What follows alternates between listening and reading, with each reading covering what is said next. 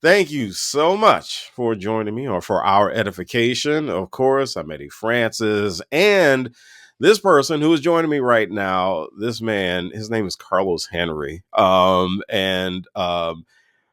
is somebody who I ran across in the whole speaker universe, and I've been following this man, and I can't believe I'm about to say it this way. I'm about to show that I'm an unk category right now, but this young man here, Carlos, man, Carlos is good people, and Carlos, it's good to have you on the podcast. How are you? Hey man, I'm always great or a bad day in my life, my saying. But thank you for having me. I'm definitely appreciative to being able to get on here and, talk to you. Finally meet you face to face. Yeah, I kid you not though, man. Like I went into straight unk vibe when I was like, yeah, let me talk to this young man. See what this young man is talking about. um, so the first thing I want to do, because this is actually for me as much as anyone else, because I really would love to hear your story. Tell me about yourself. How did you become so interested in leadership? Woo. All right. So it's funny. It seems like I lived a lifetime already, but I'm only 27. But I guess I will have to start off from the very, very beginning, right? So my name actually used to be Michael before it was Carlos. Um, have you ever seen Jerry Springer or Maury or anything like that? You ever Oh seen yeah. those shows? Oh, he's not the father. So I had to deal with Oh something yeah. like that. So my Oh. mother, yeah, she was dating someone at the time. She told him he was my father, but he wasn't. And met my real father when I was 7 years old. Before then, I thought I was like an only child. Everything felt good. Only childs get spoiled. I'm like, okay, this is great. Until I found out that, I met my real father, which also found out that I had 15 brothers and sisters. And That's a so on. few people. Okay. So after getting that, obviously, with being as though there's so many kids, we weren't all under one roof. It was five of us under one roof. We were it's kind of hard to take care of five children. I don't have any kids myself, but I can only imagine one already. But you put five, and then it turned from five into eight under one roof because then my dad eventually got with his current girlfriend now. Under one roof, it's going downhill. You know what I mean? So we were living in I kind of lived all over the place, to be honest with you. Philly, North Philly. I lived in Newcastle, Delaware, between Delaware, Philly, everywhere in Delaware, pretty much. But yeah, bro, it was bad. I mean, I'm talking about just going into my father's house. We had no doorknob on the front door. I'm sleeping on the Wow. couch, roach infested. I'm talking about you open up the cabinets, roaches are falling from the ceiling, falling from the cabinet. Uh, Bedroom mattress on the floor, springs coming out, hole out the wall, smell like just mildew, mice in there, everything like anything you could think about. A lot of people, if you're from Philly and you listen to music, you're probably gonna think of Core when he raps. That's the type of environment that I was living in. Not to mention, like my father was abusive to my mother, so that's why they ended up and then being, unfaithful to each other. That's why they ended up breaking up or whatever.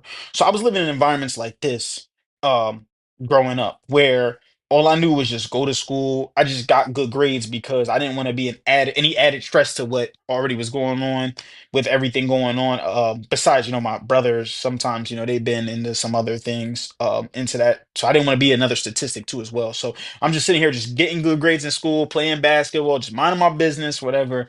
And then I didn't even realize, like, they're like, yo, what do you want to do after high school? And I'm to be honest with you, when growing up in Wilmington, Delaware, um, the teen deaths before 18 were so high. It was like a very, very small chance she was living after 18. So me, I wasn't even thinking, like, I don't know what was gonna happen after 18. I didn't even know I was gonna make 18, you know what I mean? So but then it was like, all right, but staying out of the way and all that stuff. I did make it to 18. So it's like, what are you about to do next year? I don't know. You know what I mean? I don't know. I know by time when I'm probably past 18, my dad's not gonna be, he's gonna want me to be a man by that time. And just, he met me when I was 7, so we didn't really have a good relationship. My mom was off somewhere. I don't even know where she was. She kind of abandoned me there for a little bit. So I was like, you know what? I just don't know what I'm gonna do. So I met my first mentor. This is why mentors are so important. His name was Duran Highland. Still talk to him to this day. He was training me for basketball. He was saying, I don't want to just create workers, I'm going to create thinkers. And I was like, okay, like, what do you mean by this? And he was just like, I want you to read a book. Because I never read books for fun, I'm be honest with you. I just did it because of school. It was like, yeah, get it out the way. He gave me a book, Rich Dad Poor Dad.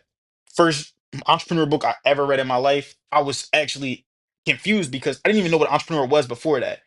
I'm like, dang, what is this? Like my eyes just exploded. Like, you know what I mean? And mind you, it seems so long ago, I promise you, but it was less than 10 years ago. It was literally 9 years ago. But I'm just like, bro, what Yeah. is this? Like, what is going on? So I'm just over there reading it.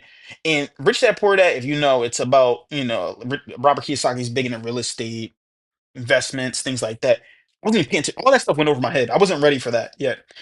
I was reading the mindset. And the biggest thing he was saying was your words are powerful because it makes me think of like there's power in the word, there's power in the tongue. That's why the Bible's called the word. So I'm just sitting there like, oh, stops using words like if, stop using words like I'm gonna try. It's when I'm gonna do this. This is gonna happen. So I just started doing that at first.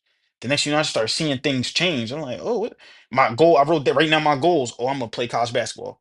Walked on college, took everybody's scholarship, started playing college basketball, starting point guard.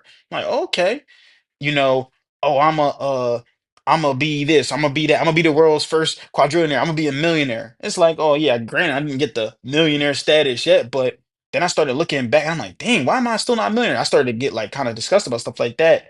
But then I sat back and thought, oh wow, I'm making over six figures. There's people that's my age that are still living at home, and they're like, well, what am I supposed to do next? You know what I mean? So I'm like, whoa, like this is all things that I didn't even realize that all that gratitude started coming. So that's like what really first started my journey was just that book, Rich Dad Poor Dad, and paying attention to that.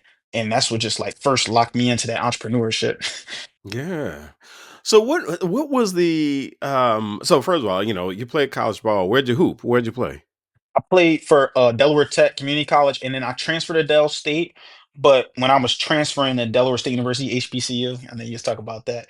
But when I was transferring to Delaware State University, the coach that I was talking to and working with, because my coach knew them, he got fired. So I ended up just going to school and just finishing it out because I was already there.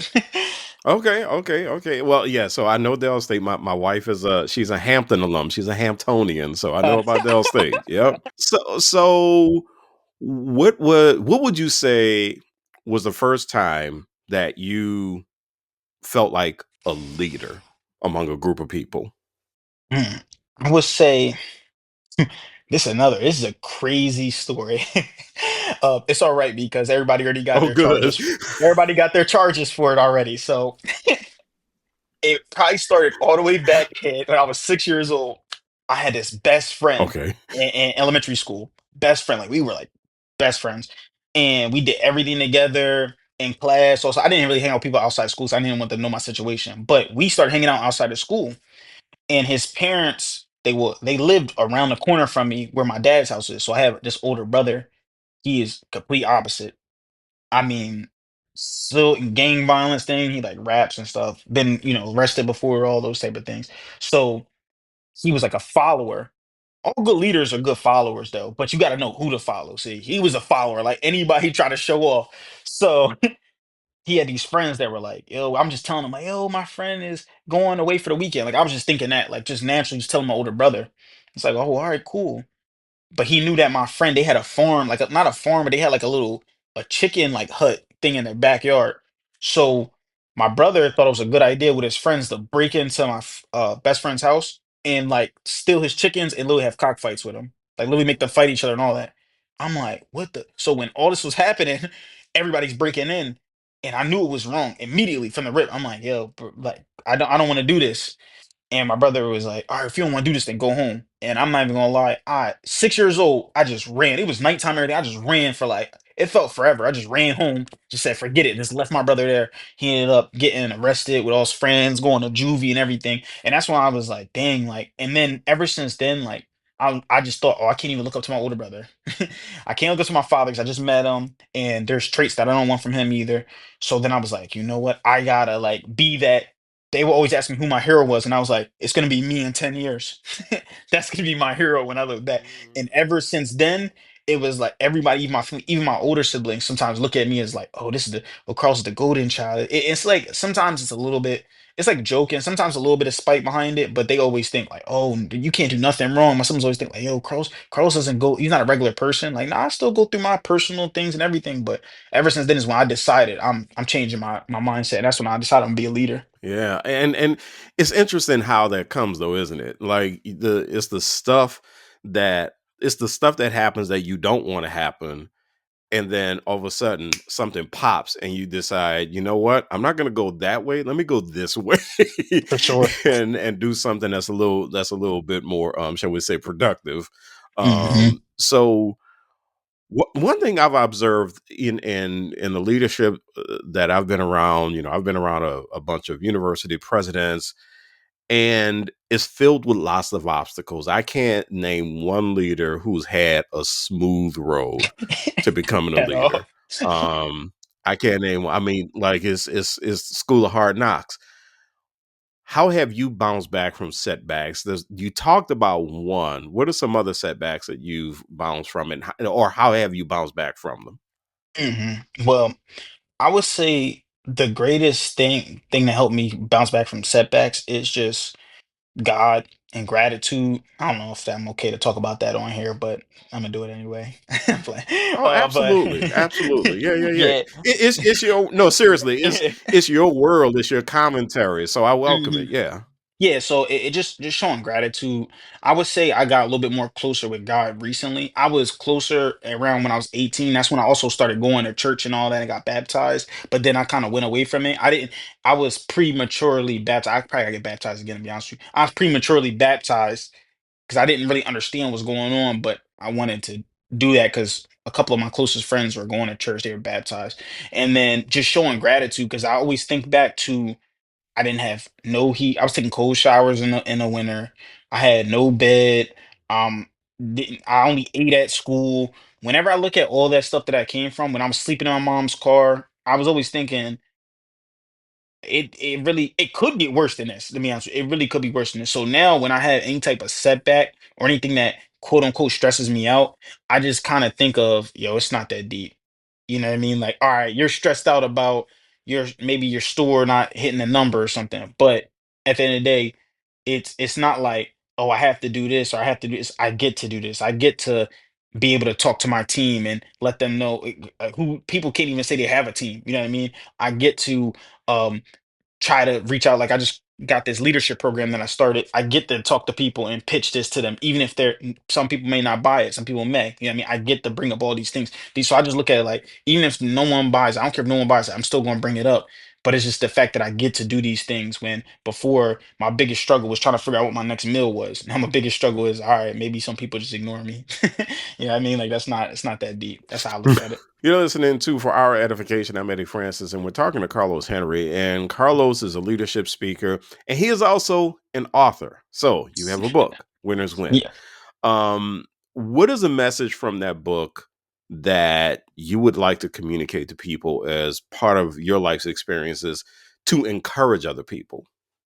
Yeah. If I had to bring out something from the book, I talk about a lot of things. I talk about different categories of life and my story a little bit. I would say, I'm not sure if you're familiar with the word Kaizen. So the word Kaizen basically is like a Japanese or like Asian philosophy that just means constant improvement. But it's like a business philosophy.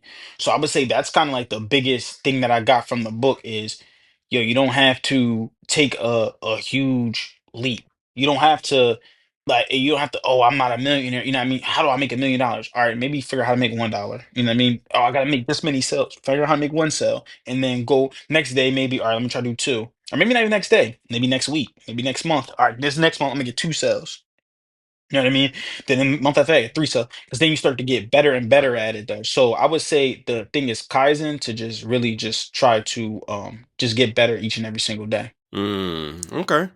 So, when you take a look at your leadership experiences, and let's talk about how you invest in your personal growth and development. First of all, what leadership experiences, what have they taught you?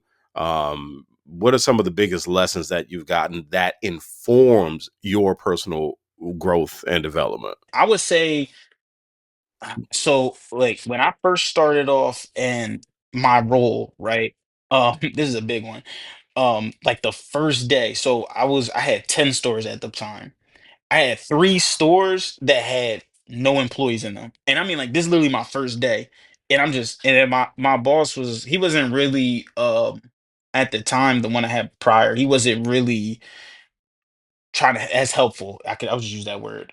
So he was like, listen, you gotta, all right, so here you go, here's the keys, figure it out. I'm like, oh dang, all right, cool. Because he was already in a bad predicament. So he was just happy to get somebody else to deal with the stresses that he was dealing with. So he's like, hey, listen, go ahead, you have this your Yeah. keys or whatever, it's your house. So I'm stressing. I'm like, you know what? I'm working in stores, open and close, recruiting people at the same time. I'm trying to find marketing strategy. Like, I'm doing all this stuff just to get my zone up and running. I'm doing everything. Like, like Mm. really, really on the grind, trying to make sure everything is good. So then when I was going through this, I think it was probably like maybe a month in. Someone see me, I look like sick almost because I'm so tired from it. And it was another leader, and they were like, I could tell you going through it. Well, you know what I mean? But all I can say is this. Every leader that I ever met that has initially went through some stuff at first, they always turn out better at the end. Kind of like what you were saying before. The leaders that go through with obstacles at first, they always end up like being, because then you see this problem and you're like, I can figure this out. You know what I mean? So I would say that was like one experience that was super big for me. I had to literally work so many hours, but then afterwards, I ended up jumping my zone up like 100 spots in our ranker just off of the first month, just from, because, and it was like it's something I was already okay, bet now it happened again or something happened, somebody quit. All right, I'll figure it out. And I just had that thing is like putting out fires. That's like a really big thing with leadership. So that's an experience for me. What did you learn about yourself? Honestly, that I was more resilient than I kind of thought. You know what I mean? Or in like that, I'm actually pretty good. I would think I'm pretty good. I would like to think that I'm pretty good at solving problems that I didn't even realize. And sometimes the answer is right there. It really is. And you make it, and sometimes us as successful people or people with that are overachievers, 'cause a lot of successful people are, sometimes you think Yeah. like, you know what I mean? You stress it out because you're trying to just make everything perfect. And I was just like, It's really right in front of you. It's not going to be perfect.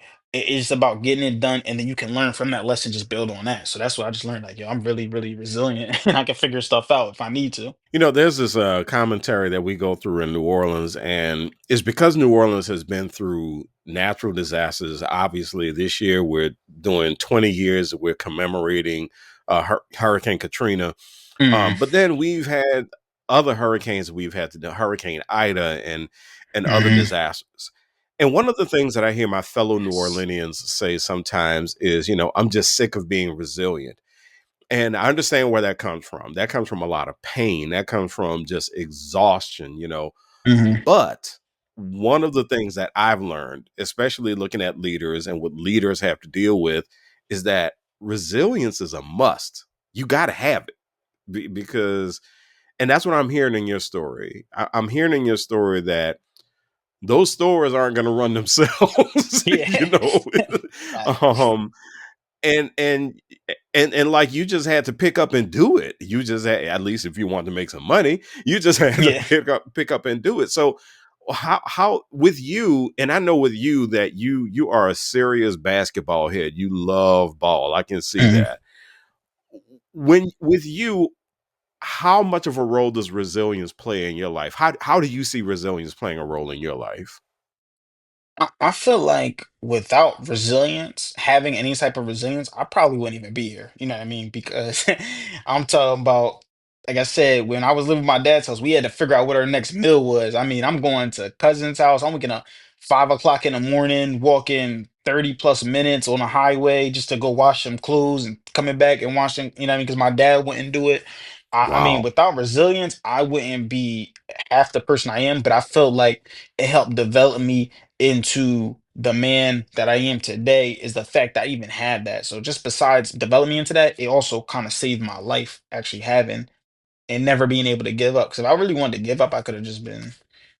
at home starving, whatever is going on, or homeless and just thinking, oh, this is it, not going to school and just being like another statistic. And because I know people that, do different things too, activities that, aren't particularly the most legal. So I could easily just done any of those things, but instead I just decided, no, what I mean, get myself together and just not be like that. And that's why I enjoy going back and speaking at schools that may have some kids that they may have some challenges, or going back and speak at programs. And some of the times when I do speak, it's free, because I was like, yo, I just want to just, for one, I'm gonna get some content, but I really just want, if I could just change one kid's life, like that's all it is for me, to be honest with you. Is it's impact over money, but I know the money will always follow.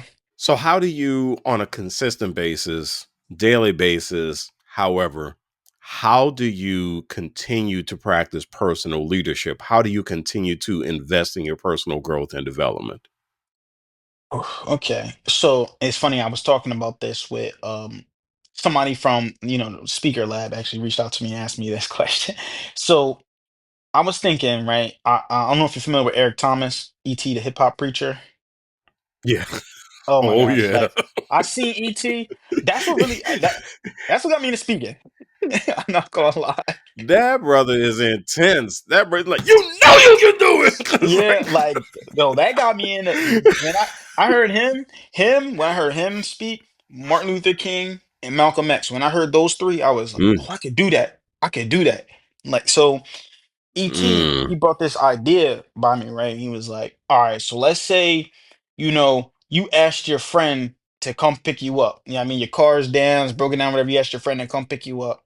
And then they said they was gonna be there at 6. They get there at 7, 8. You gonna be so mad. Why'd you take so long? Like, what's going on? Da, da, da, da. You're gonna be upset about them not being there, not doing what they said they were gonna do. But then it's like, when you sat up and watched game 6 of Pacers versus Cavs, when you said you was gonna start working on that book, you just like, I'll do it tomorrow.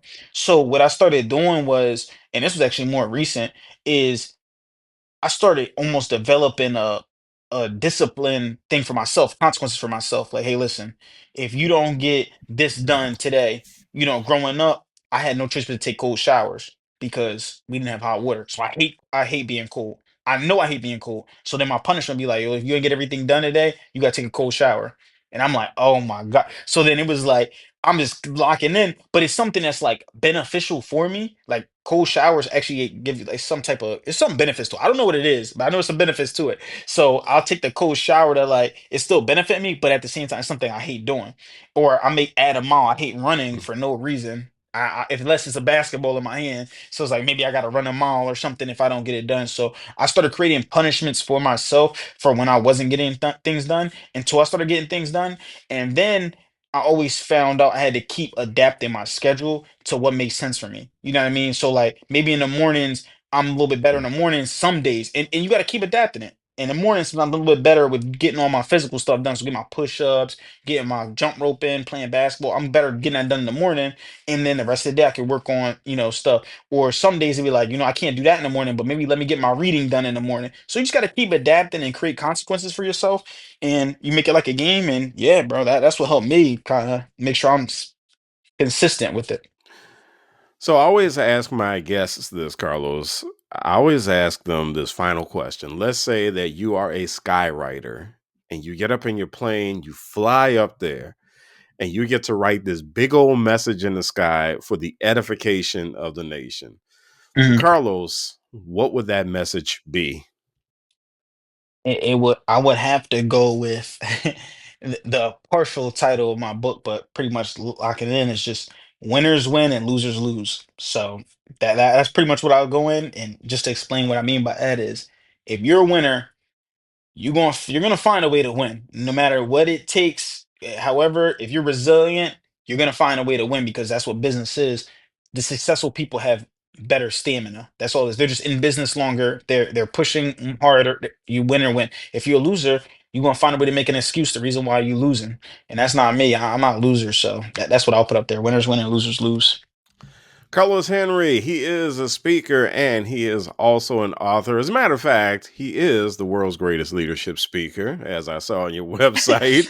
And so, you know what, my brother, we are going to speak that. We are definitely going to speak that you are the world's greatest leadership speaker. Then, hey man, thank you so much for joining me on For Our Edification. I appreciate you. Thank you for having me, man. It was definitely a pleasure, and I just enjoyed this conversation.